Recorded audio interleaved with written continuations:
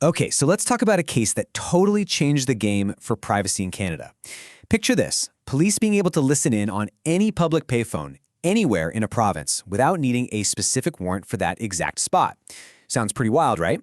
Well, that was a very real possibility until this one landmark case, all stemming from a drug bust back in the 80s, changed the rules for all of us. So, how did a drug bust from 1983 end up permanently changing your right to privacy here in Canada? It all kicks off with this massive marijuana smuggling ring, but listen, this was not just another bust. Nope, this thing blew up into a huge legal showdown, a battle that really started asking the tough questions, like just how far can police surveillance go, and how much of our private lives should they be allowed to listen in on? All right, Section 1, a high-tech drug bust. How do you catch criminals who are always on the move? So you got to put yourself back in the early 80s. Police in British Columbia, they had a huge problem on their hands. It was like they were chasing ghosts. They were dealing with this super sophisticated crew of criminals who were using this huge network of public payphones to coordinate everything. And that made them, basically impossible to track with the usual police work. Yeah, this was definitely not a simple operation. The suspects were smart. They were using codes, constantly jumping from one payphone to the next. So the police had one main tool they could use: wiretaps.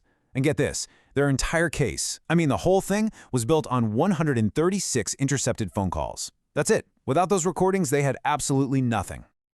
So, that brings us to Section 2, the Resort To Clause, a warrant with unprecedented reach.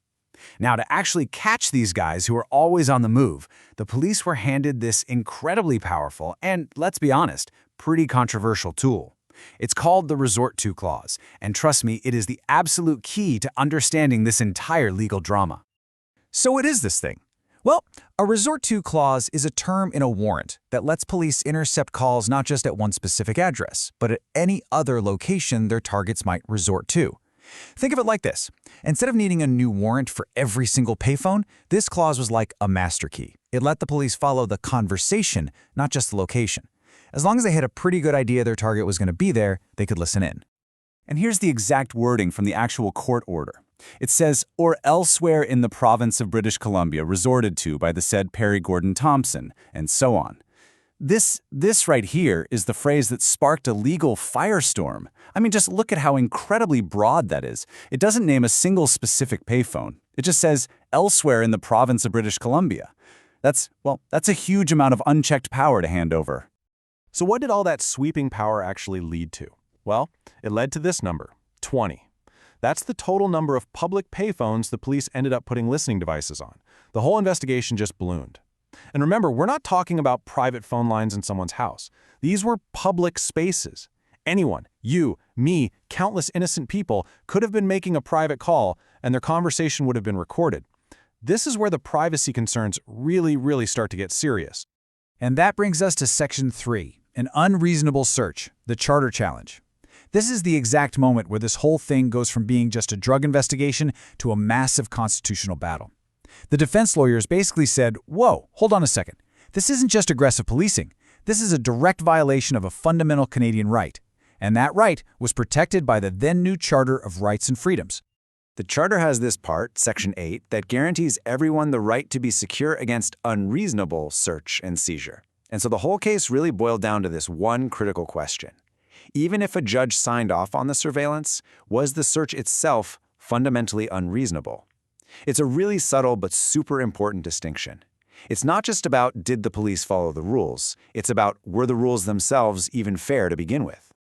And this is really the key legal distinction we're talking about. On one side, you have unlawful, which just means something doesn't follow the specific rules in a law, like the criminal code. But on the other side, you have unreasonable, and that's when an act might follow the letter of the law, but it violates that bigger, broader constitutional standard in the Charter. So the court had to figure it out. Was what the police did just illegal, or was it unconstitutional? A decision that had, massive implications for everybody. Okay, Section 4, the court is divided, a Supreme Court at odds. So when this case finally made it all the way to the Supreme Court of Canada, the judges, they were completely split. This was not some easy, straightforward legal question. The court itself was really struggling with how to balance the power of the police with the privacy rights of regular people. So the majority opinion, led by Justice Sopinka, basically said, look, the The police officers acted entirely in good faith. They were just doing what they had every reason to believe was the law back then. So they took this practical approach. They said the warrant itself was legal. But, and this is the big but, they drew a line. They agreed that the way the police just indiscriminately recorded all those calls from public payphones, that was an unreasonable use of their power. But then you had the dissenting opinion. A really powerful group of judges, led by Justice LaForest, they completely disagreed. They argued that this resort to clause was basically a dangerous, quote, blanket search warrant.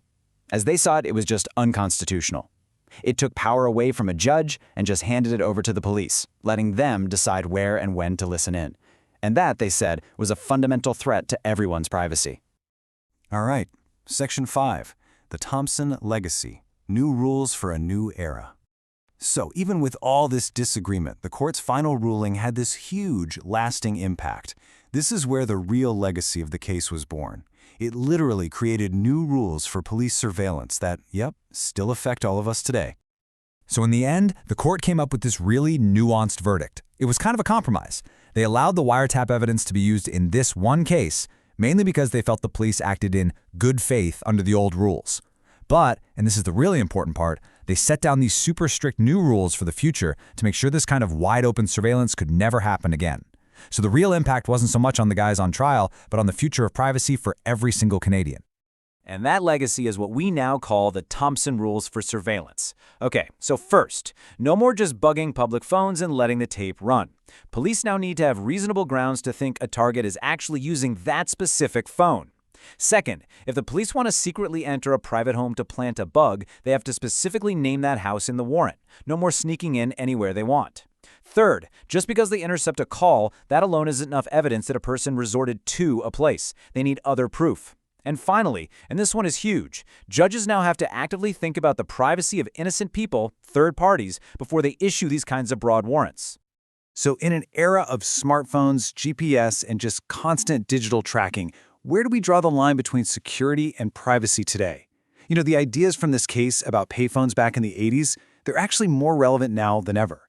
The R.V. Thompson case really laid the foundation for this constant tug-of-war we see between security and privacy in Canada. And it leaves us with a question we're all still grappling with. In this world of smartphones and endless tracking, just how much privacy are we willing to trade for security? And maybe more importantly, who gets to be the one to decide where that line is drawn?